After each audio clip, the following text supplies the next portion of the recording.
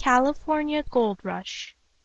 From Wikipedia, the free encyclopedia, at en.wikipedia.org.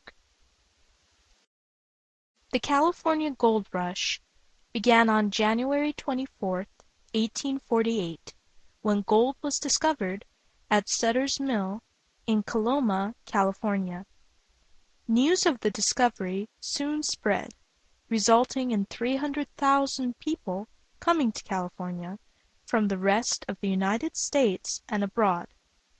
These early gold seekers, called 49ers, traveled to California by sailing ship and in covered wagons across the continent, often facing substantial hardship.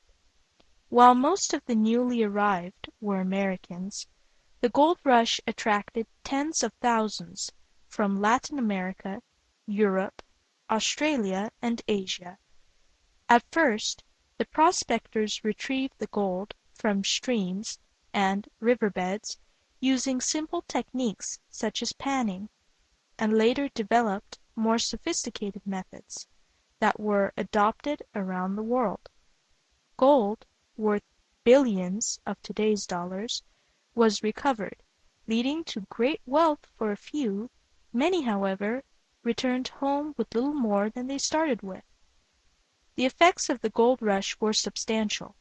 San Francisco grew from a hamlet of tents to a boom town, and roads, churches, schools, and other towns were built. A system of laws and a government were created, leading to the admission of California as a state in 1850. New methods of transportation developed as steamships came into service and railroads were built. The business of agriculture, California's next major growth field, started on a wide scale throughout the state. However, the gold rush also had negative effects. Native Americans were attacked and pushed off traditional lands, and gold mining caused environmental harm. Section 1. Overview. The gold rush started at Sutter's Mill, near Coloma. On January 24, 1848, James W. Marshall, a foreman working for Sacramento pioneer John Sutter, found pieces of shiny metal in the tail race of a lumber mill Marshall was building for Sutter along the American River. Marshall quietly brought what he found to Sutter, and the two of them privately tested the findings. The test showed Marshall's particles to be gold. Sutter was dismayed by this, and wanted to keep the news quiet because he feared what would happen to his plans for an agricultural empire if there were a mass search for gold. However, rumors soon started to spread, and were confirmed in March 1848 by San Francisco newspaper publisher and merchant Samuel Brannan. The most famous quote of the California gold rush was by Brannan. After he had hurriedly set up a store to sell gold prospecting supplies, Brannan strode through the streets of San Francisco, holding aloft a vial of gold, shouting, "Gold! Gold!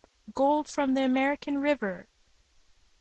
On August 19, 1848, the New York Herald was the first major newspaper on the East Coast to report there was a gold rush in California. On December 5, President James Polk confirmed the discovery of gold in an address to Congress. Soon, waves of immigrants from around the world, later called the 49ers, invaded the gold country of California, or Motherlode. As Sutter had feared, he was ruined. His workers left in search of gold, and squatters invaded his land and stole his crops and cattle. San Francisco had been a tiny settlement before the rush. When residents learned of the discovery, it became a ghost town of abandoned ships and businesses whose owners joined the gold rush, but then boomed as merchants and new people arrived. The population exploded from perhaps 1,000 in 1848 to 25,000 full-time residents by 1850. As with many boom towns, the sudden influx strained the infrastructure of San Francisco and other towns near the gold fields. People lived in tents, wood shanties, or deck cabins removed from abandoned ships. In what has been referred to as the first world-class gold rush, there was no easy way to get to California.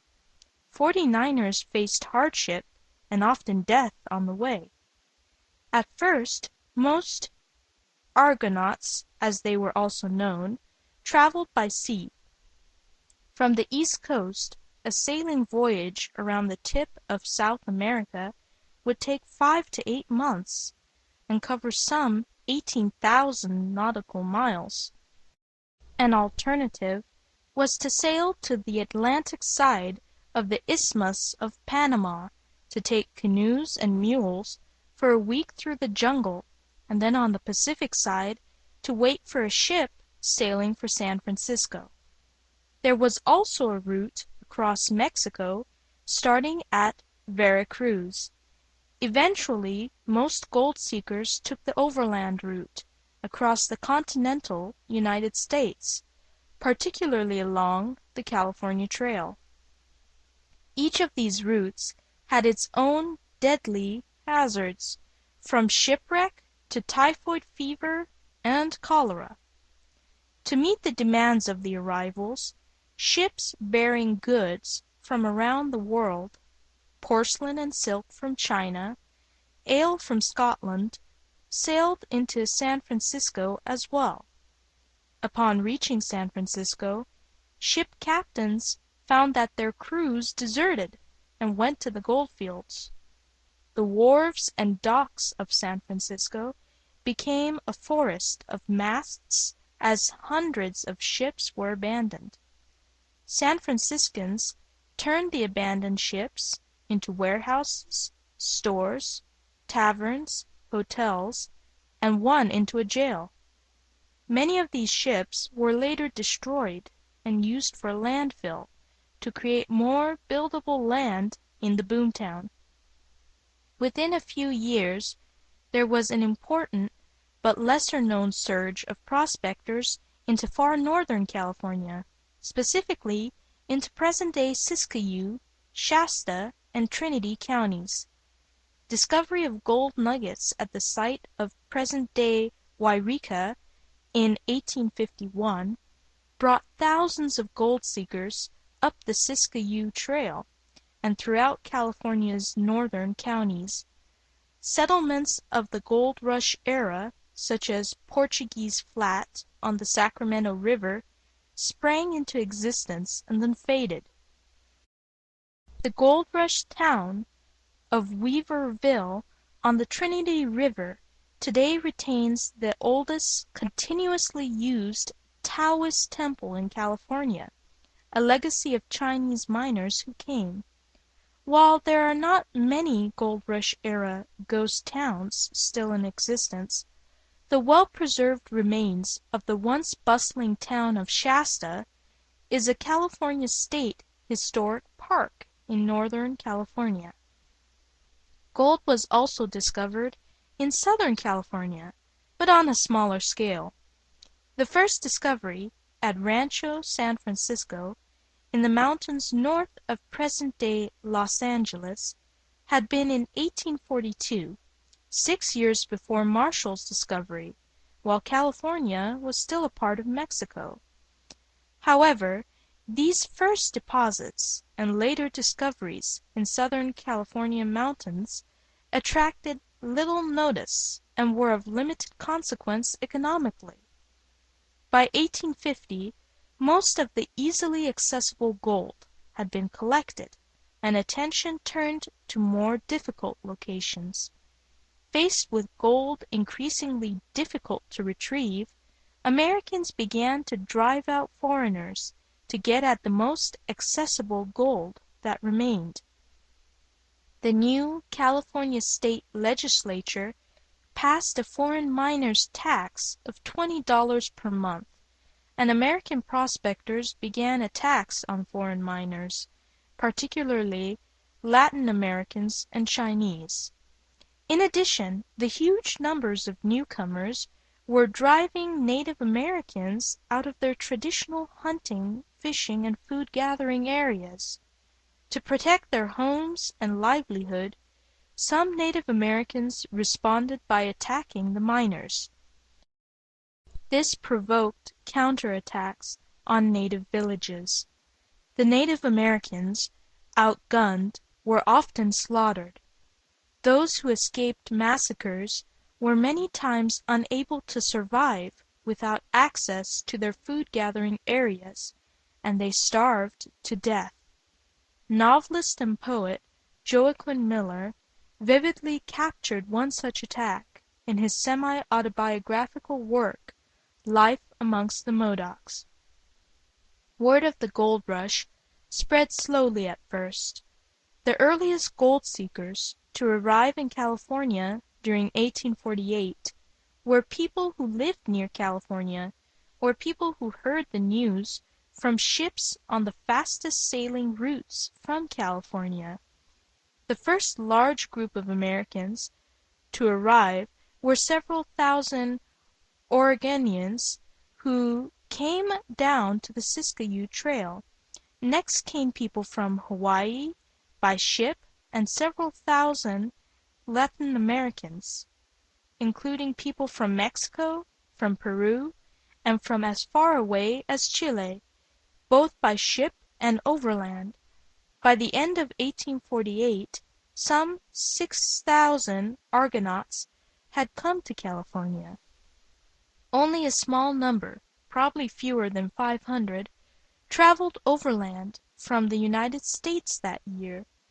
Some of these 48ers, as these very earliest gold seekers were also sometimes called, were able to collect large amounts of easily accessible gold, in some cases thousands of dollars' worth each day. Even ordinary prospectors averaged daily gold finds worth 10 to 15 times the daily wage of a laborer on the East Coast. A person could work for 6 months in the gold fields and find the equivalent of 6 years' wages back home. By the beginning of 1849, word of the gold rush has spread around the world, and an overwhelming number of gold seekers and merchants began to arrive from virtually every continent. The largest group of 49ers in 1849 were Americans, arriving by the tens of thousands overland across the continent and along various sailing routes. The name 49er was derived from the year 1849. Australians and New Zealanders picked up the news from ships carrying Hawaiian newspapers, and thousands infected with gold fever boarded ships for California.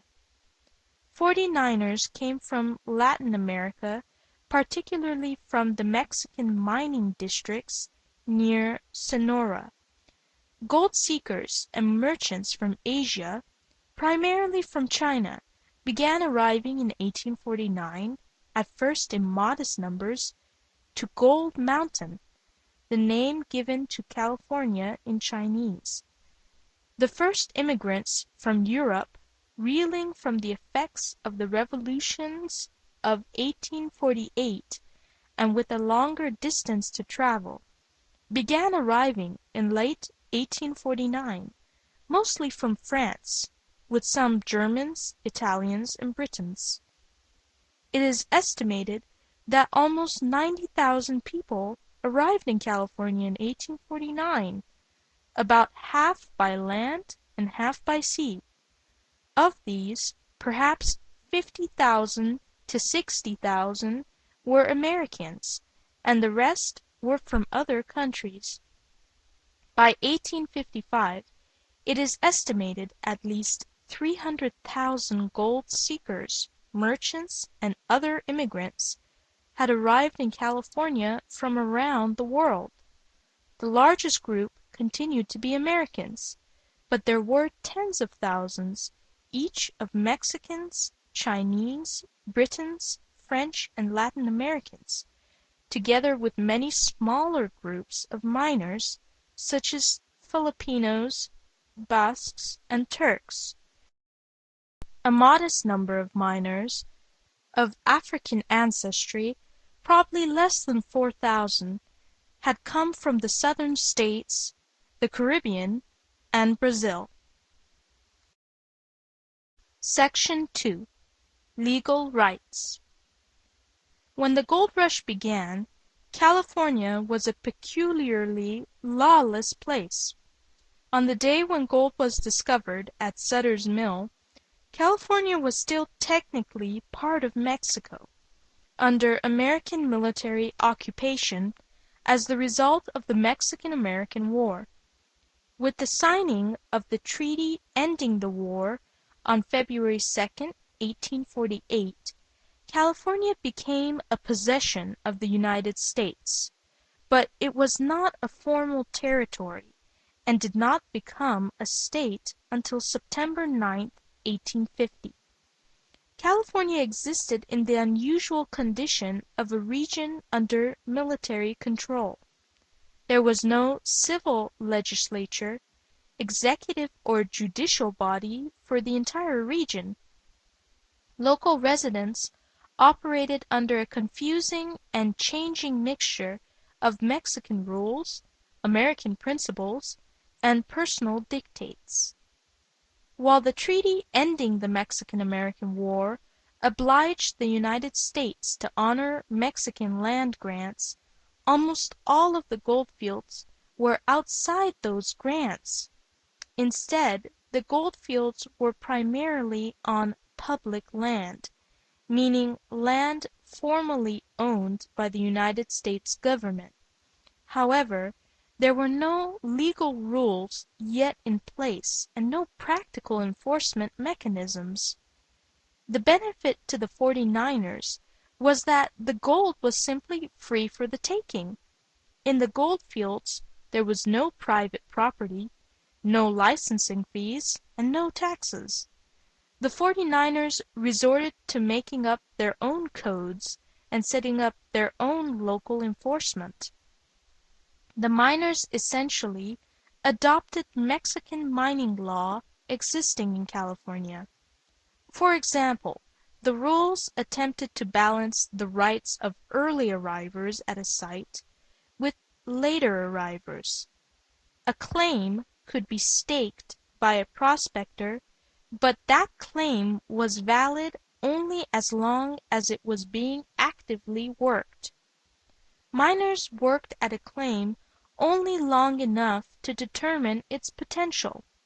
If a claim was deemed as low value, as most were, miners would abandon the site in search for legendary bonanza sites. In the case where a claim was abandoned or not worked upon, other miners would claim jump the land. Claim jumping means that a miner began work on a previously claimed site.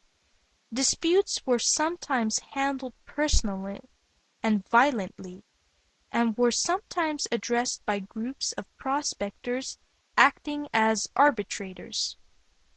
The rules of mining claims adopted by the 49ers spread with each new mining rush throughout the western United States.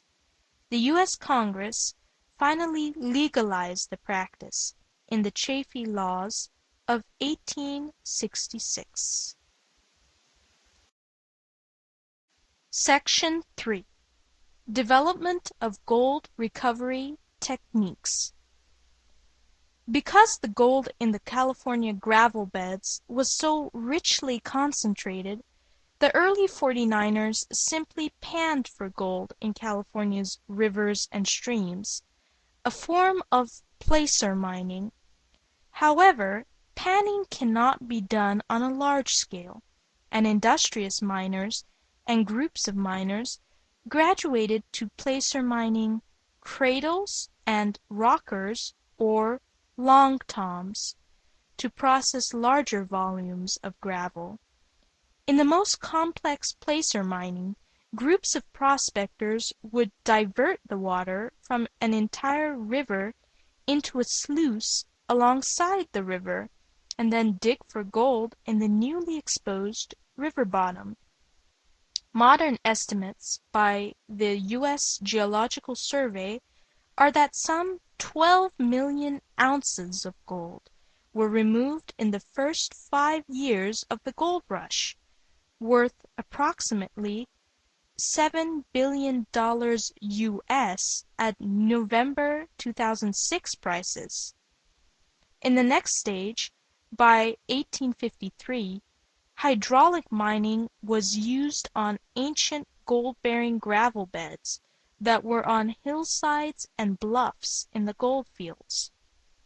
In hydraulic mining, which was widely used in California at this time, a high-pressure hose directs a powerful stream or jet of water at gold-bearing gravel beds. The loosened gravel and gold then pass over sluices, with the gold settling to the bottom where it is collected. By the mid-1880s, it is estimated that 11 million ounces of gold, worth approximately $6.6 billion U.S. at November 2006 prices, had been recovered via hydraulicking. A byproduct of this method of extraction was that large amounts of gravel and silt, in addition to heavy metals and other pollutants, went into streams and rivers. Many areas still bear the scars of hydraulic mining, since the resulting exposed earth and downstream gravel deposits are unable to support plant life. After the gold rush had concluded, gold recovery operations continued. The final stage to recover loose gold was to prospect for gold that had slowly washed down into the flat river bottoms and sandbars of California's Central Valley and other gold-bearing areas of California, such as Scott Valley in Siskiyou County. By the late 1890s, dredging technology, which was also invented in California, had become economical, and it is estimated that more than 20 million ounces were recovered by dredging, worth approximately $12 billion U.S. at November 2006 prices. Both during the gold rush and in the decades that followed, gold seekers also engaged in hard rock mining, that is, extracting the gold directly from the rock that contained it, typically quartz, usually by digging and blasting to follow and remove veins of the gold-bearing quartz. Once the gold-bearing rocks were brought to the surface, the rocks were crushed, and the gold was separated out using moving water, or leached out, typically by using arsenic or mercury, another source of environmental contamination. Eventually, hard rock mining wound up being the single largest source of gold produced in the gold country. Section 4. Profits. Although the conventional wisdom is that merchants made more money than miners during the gold rush, the reality is perhaps more complex. There were certainly merchants who profited handsomely. The wealthiest man in California during the early years of the gold rush was Samuel Brannan, the tireless self-promoter, shopkeeper, and newspaper publisher. Brannan alertly opened the first supply stores in Sacramento, Coloma, and other spots in the gold fields. Just as the gold rush began, he purchased all the prospecting supplies available in San Francisco and resold them at a substantial profit. However, substantial money was made by gold seekers as well. For example, within a few months one small group of prospectors, working on the Feather River in 1848, retrieved a sum of gold worth more than $1.5 million by 2006 prices. On average, many early gold seekers did perhaps make a modest profit. After all, expenses were taken into account. Most, however, especially those arriving later, made little or wound up losing money. Similarly, many unlucky merchants set up in settlements that disappeared or were wiped out in one of the calamitous fires that swept the towns springing up. Other businessmen, through good fortune and hard work, reaped great rewards in retail, shipping, entertainment, lodging, or transportation. By 1855 the economic climate had changed dramatically. Gold could be retrieved profitably from the goldfields only by medium to large groups of workers, either in partnerships or as employees. By the mid-1850s it was the owners of these gold mining companies who made the money. Also, the population and economy of California had become large and diverse enough that money could be made in a wide variety of conventional businesses. Section 4.1 Path of the Gold. Once the gold was recovered, there were many paths the gold itself took. First, much of the gold was used locally to purchase food, supplies, and lodgings for the miners. These transactions often took place using the recently recovered gold, carefully weighed out. These merchants and vendors, in turn, used the gold to purchase supplies from ship captains or packers bringing goods to California. The gold then left California aboard ships or mules to go to the makers of the goods from around the world. A second path was the Argonauts themselves, who, having personally acquired a sufficient amount, sent the gold home, or returned home taking with them their hard-earned diggings. For example, one estimate is that some $80 million US worth of California gold was sent to France by French prospectors and merchants.